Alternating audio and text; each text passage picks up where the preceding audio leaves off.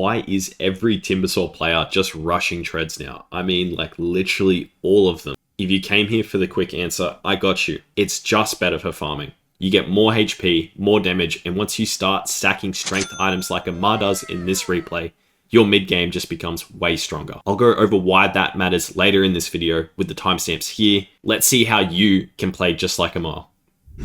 Now, you're going to notice with Ammar, he took Q first, and this will end up killing him against the Batrider because he doesn't have an escape. And what this kind of tells you is Ammar prefers to potentially die instead of leveling this W, because this W is a zero pressure spell. Because Abaddon is a universal hero. In the case of it being a strength hero, it's the exact same thing. This Q spell is so toxic for these heroes because it just does immensely high damage. But we won't really worry about his first blood here. It's just going to happen. He's been counter-picked in lane. It's going to get run down, even under tower. Definitely worth it for the Batrider, though. Now, at this point, he should be pretty safe. Like, he's going to get level 2 eventually, especially if Snaking gives him solo XP, so we'll see. It's going to get level 2 off of that creep. And he's going to level reactive armor, which is interesting, right? As I just said, he probably would have lived if he leveled W, but he would have had a zero pressure spell. Instead, he takes reactive armor, and I hear this is actually quite popular with some Timber players in the high MMR. Since this got buffed a little bit, it's actually been buffed over time. It's not just this patch recently. This is actually a viable spell to at least be taking level 1. It's a bit of a sad spell in respect to what Timbersaw is. You'd think you could put multiple levels in this and be a tank, but it's not really worth it. But yeah, he does put a single point into it because it is going to help alleviate the pressure regardless. It's just not going to fully fix the problem. There is something very important about what Ammar is doing right this instant. Did you see it? Did you notice what he just did? He pulls the neutral camp with him and also the creep wave. So this prevents like this pull situation that's going on because he brings all the creeps over and he aggroes this last range creep of this wave that just passed, which creates a pushing lane down here. So if Ammar does absolutely nothing, what's actually going to happen is this wave will push naturally and he does not have to do any fancy tricks as an offlaner to fix this problem and put the lane in an advantageous spot like he did just before. So over time, we'll watch what happens to this lane. Again, this is his wave. It's dying naturally by the cause of what Ammar did. And so as a result, he actually doesn't have to be here and he doesn't have to get threatened by Batrider. So again, he's solo, snaking, he's stacking or doing whatever he's doing. Ammar, because of that play to get the single range creep off of the pull camp, he resets the lane in a really advantageous position. We're closing in on level 3 for Ammar, which is very important. We're going to talk about this in a second. So he gets level 3. Secure the last hits. Lane's feeling not so bad. Now, why is this level 3 important? He hasn't skilled anything. The whole thing is he holds this point. So if Batrider does try to all in him again, he has this safety net of leveling W. If it doesn't happen, he gets to skill his build in a better way later on. It's just a better thing to do for every single offlaner, safe laner, mid laner you play. If you don't know the direction of the lane and where it's going, you know, you could get ganked. And so holding a point could be essential to living through that gank instead of getting, say, a level 2 nuke. And right as I talk about this, guys, notice he's just leveled Q because he's about to hit level 4 and he gets a value usage out of his Whirling Death.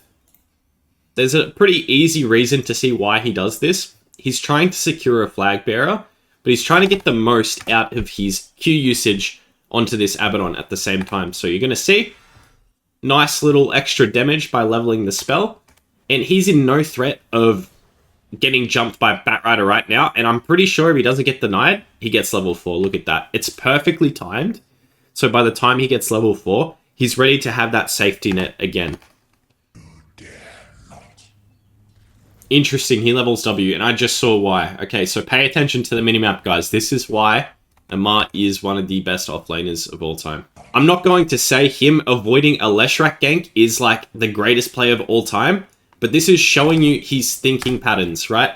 He thinks W is a spell that lets me live if I level it. But if I level it, I'm not leveling something else more useful. I'm going to wait for the absolute last moment to level this ability and get out of a potential gank or Batrider kill.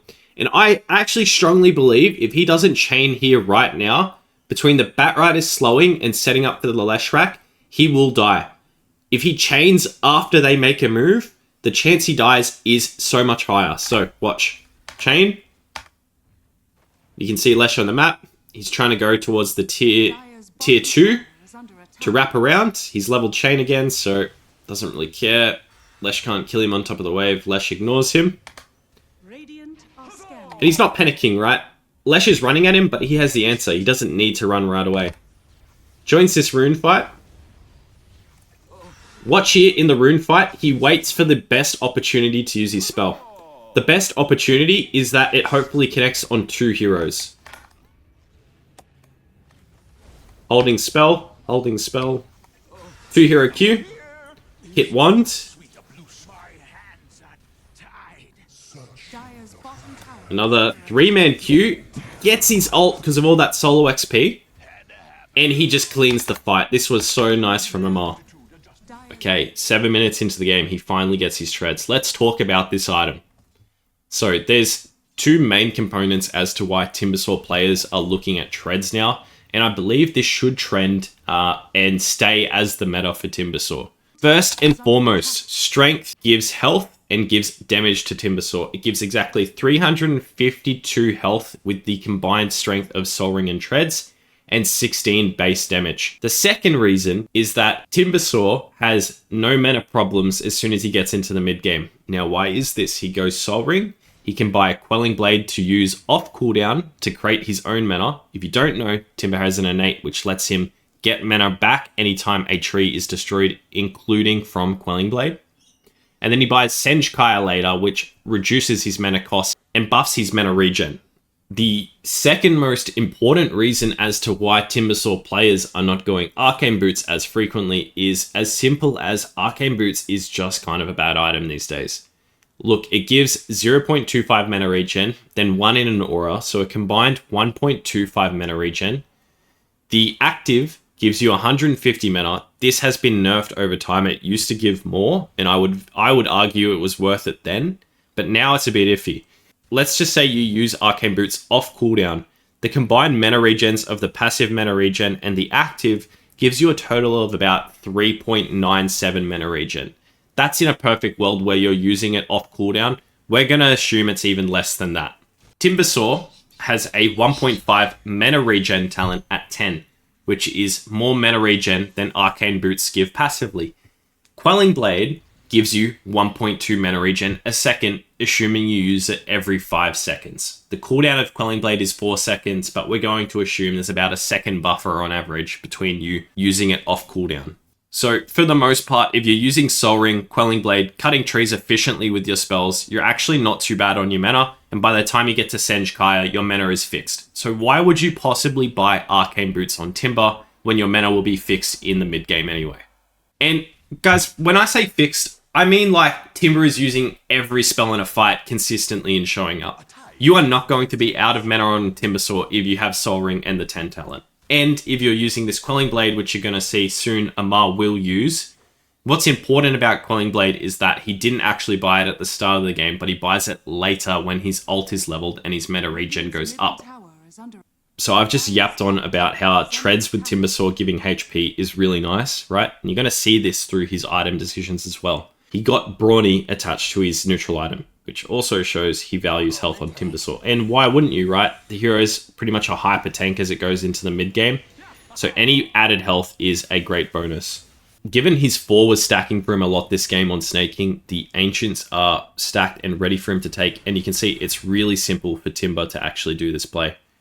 He comes in, uses Whirling Death on a bunch of trees, holds his Chakram for a little bit, and then uses W to finish them off.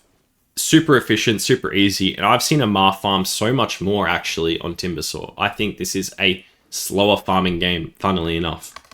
This whole moment here, this little clip here, we'll call it, is actually a really nice way to see how you should be using treads to its full effectiveness. Int treads for spells, run in the middle, go to Agi for attack speed, back to int again for Whirling Death, back to treads on strength to make sure he gets the last hit on the last creep. This is why Ammar is so good, guys. You can see he used all 3 treads for a single creep wave. How sweaty is this man? Guys, I'm going to be brutally honest. If you're not used to tread swapping or just don't like doing it, you're losing out on major efficiency. It sounds silly, but I, for one, have improved on tread swapping over the years, and I feel it makes an immense value to every hero I play. Even certain strategies I play, like my mid laner, who doesn't have Falcon Blade or Bottle, benefits really, really hard from tread swapping. Like, I cannot stress that enough. Again, you'll see, int treads when he bursts Spat Rider, back to strength. If he gets jumped, he's going to be on strength treads. If he's going to jump in, he's going to be on int for a second while he uses his spells. Just to show you what I mean about the Senj Kyra item on this hero, it's very popular. I think you should understand why it's good. I've already explained it, but nothing really costs mana. You see, he just got all of his mana back.